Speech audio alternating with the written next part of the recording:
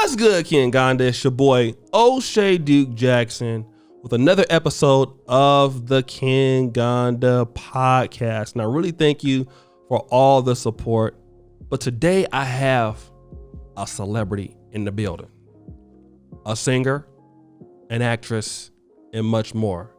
She has a very, very interesting story. Her name is Felicity Mandela. Mandela. Yep. Okay, Felicity Mandela. Thank you for coming on. I'm a big fan of your work. You are? Shout out to Josh SB360 because when your video came out, I was, Ryungo told me about it, because he's like, yeah, you need to watch this video that we just shot. Uh-huh.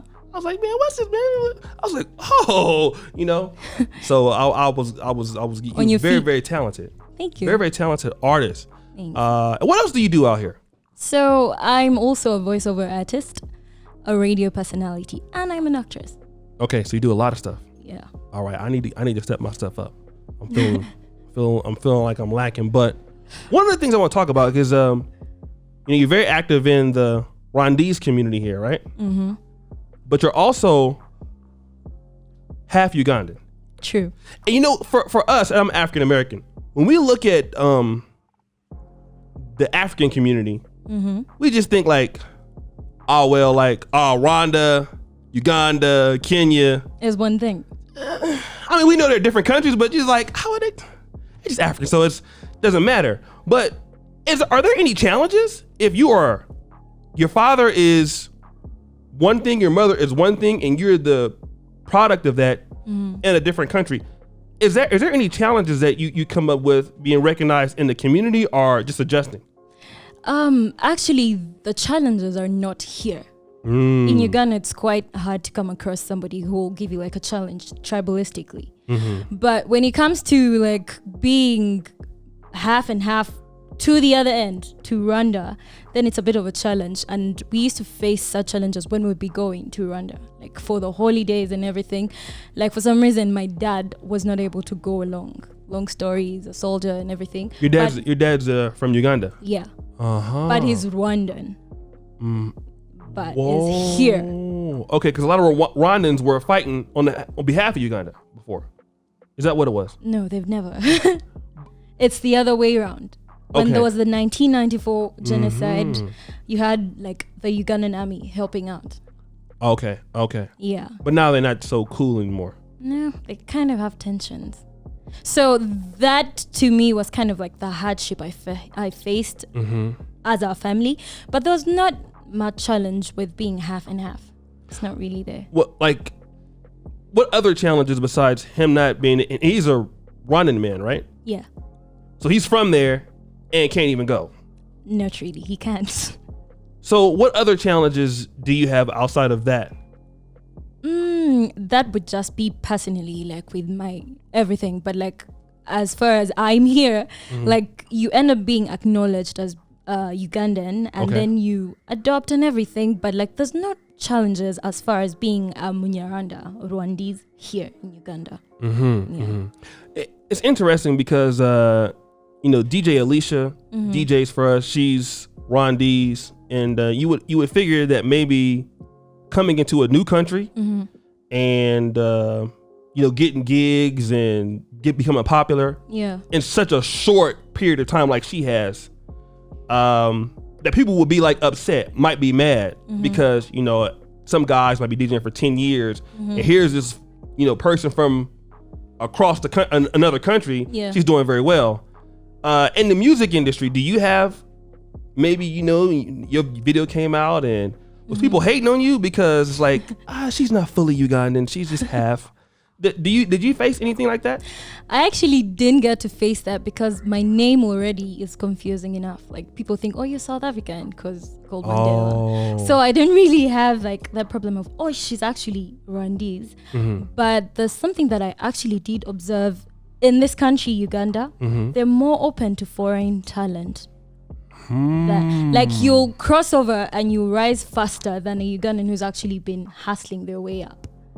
For some reason. Let's talk about that. Why do you think that is? I don't know. They're fascinated by like new things, I should say. Because there's a lot of talent here. Like there is Lamu, and I was listening to her. Very, very good. I didn't think, because I was hanging out with Rwandan. Yeah. Especially during the lockdown. He would walk like from Kenya to over here. I was amazed. I never seen a dude that walked. Like, I'll be like, where you at? Like, I'm in Tanzania, I'm about to walk over to your house. And so he will walk all from Fort Porter, like every day.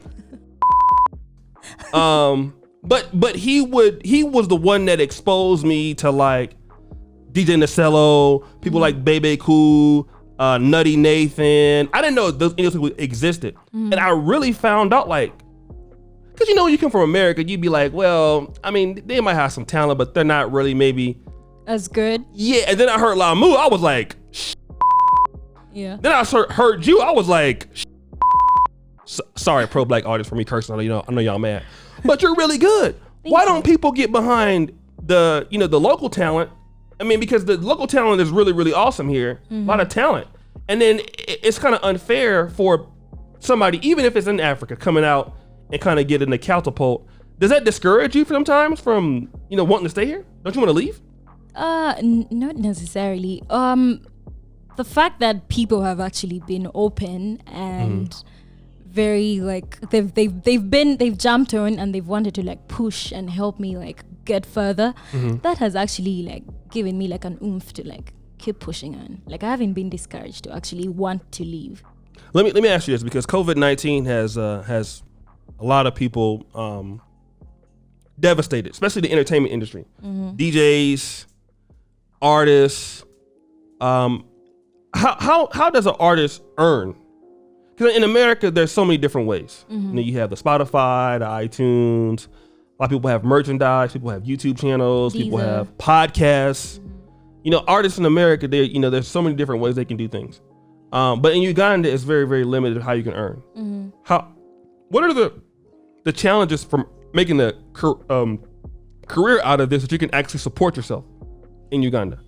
Are we talking about as far as like the COVID-19 situation? The COVID-19, that's concerned, and in general. And in general. Okay, before the whole COVID-19 thingy, most artists actually do like a side thing. Like, it's very hard to just major in only being an artist unless you're like being paid, like you have like a monthly pay coming in. But most of them like do like something that brings a side income. And now with like the COVID-19 happening, people have had to switch to what you're now talking about, the Spotify, Deezer, because now those are like the platforms that are making money for people. So everybody's got to like jump on board and learn to like now put everything on your socials. And then as an artist, it's about putting out as much music as you can for now. Then when the borders open and everything goes back to normal, which is about to happen, I'm quite sure. Okay. Then like you have the concerts and everything, and you have enough content to actually make rounds. How hard is it to produce expenses? Because people probably want to know. For artists to record, make music videos, because there's some pretty good people here. I mean, there's Josh SB360. Yeah. We're gonna do a video called "Tell All My Problems to Jesus." It's a Rionga O'Shea gospel collaboration on No Money Records. We're gonna do it on No Money. But so he's good. I've seen this video. Do you have like Shasha Vibes? Guys who are really doing really good videos from a unique. I mean, Sasha Vibes is great. Yeah. But as an artist, to come up with a budget to do some of these things, like, how do you get around that? Usually, if you are signed to a label, that comes like with an advantage, because most of the costs that you would have incurred, you have them like incur that because they'll get the payback with the sales. I see. But like, I know that Uganda in particular has so many artists that are like solo artists, and they're like grinding it out hard. And that's like much harder because there's no money coming in right now. So you have to figure out what to do, and to produce and do all that. Like, it's to do even like a very short video takes a lot of money. Like about 4 million Uganda shillings. Okay, so you can do that. Let me ask you this though, because when I started coming to Uganda, I came here the first time in 2017. I'd never been to Africa at all. But Nigeria is so influential everywhere. like the Afro beats, Jamaica dance hall. And when people look at powerhouses in Africa, you talk about Nigeria, you talk about South Africa. Yeah. Now Kenya, now there's the Gangatone thing. Yeah. And then it's like when people like Uganda, it's like where's that at? Uganda is that somewhere like in West Africa? Like people don't even know where it's at. Do you sometimes feel like because you're coming from Uganda, you don't get as much respect as somebody coming from like Nigeria or Johannesburg? Yeah, I totally feel that way. But then also because like there are people like ride on like behind them, which we don't really have here. Like people don't do that as much. Oh, Tanzania, they be going hard for their artists, like crazy. Yeah, I forgot about them. Like Diamond Platinums, they be getting like 80 million views. That's true. Even Kenya, like you said. Yeah. But like when it comes to Uganda, people don't actually back their artists all out. What do you think that people can do to change that?